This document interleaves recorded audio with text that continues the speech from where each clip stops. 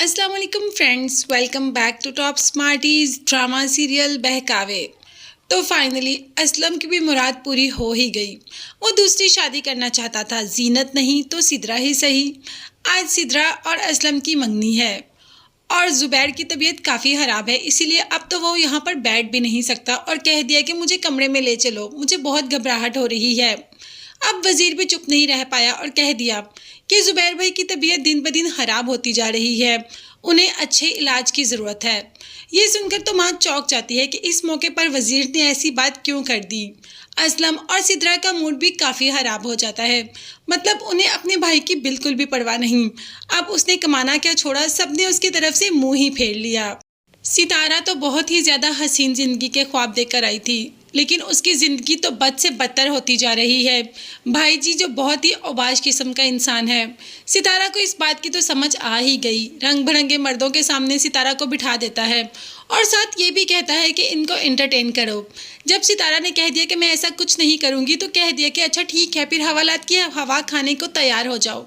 तुम्हारा तो केस वैसे भी पुलिस में आया हुआ है और मैं पानी की तरह पैसा बहा रहा हूँ और तुम मेरे साथ ये कर रही हो। दूसरी तरफ जहांगीर को जब खाना दिया जाता है तो वो पकड़ ही लेता है मुलाजिम को और वहाँ से निकलने में कामयाब हो जाता है। सितारा भी अब यहाँ पर नहीं रहना चाहती, इसीलिए लॉक तोड़ रही है। भाई जी सितारा को इतनी जल्दी अपने कैद से आज़ाद तो नहीं होने दे सकते, इसीलिए कह दिया कि क्यों कर रही हो ये सब, कहाँ जाना चाहती हो। जब ऊपर से अचानक से भाई जी की आवाज़ सुनी तो सितारा चौंक जाती है और उसी दौरान जहांगीर भी यहाँ पर आ जाता है। जहांगीर जो कि सितारा को लेने आया है और भाई जी को मारने की कोशिश करना चाहता है, मगर भाई जी भी सितारा को आगे कर देता है और कहता है कि ये काम सबसे पहले सितारा के लिए होना चाहिए, सबसे पहले तो सितारा को ही मरना चाहिए। अब सितारा तो जहांगीर से ये कह रही है कि जहांगीर यहाँ से भाग जाओ और मुझे भी ले चलो, ये अच्छा इंसान नहीं है। भाई जी जो कि इन दोनों को ही अपने काबू में कर लेगा।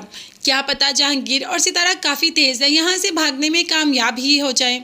मलिक साहब का भाई नीलम को काफ़ी पसंद करता है, बहाने बहाने से नीलम को बार बार बुलाता है ताकि उससे बात कर सके।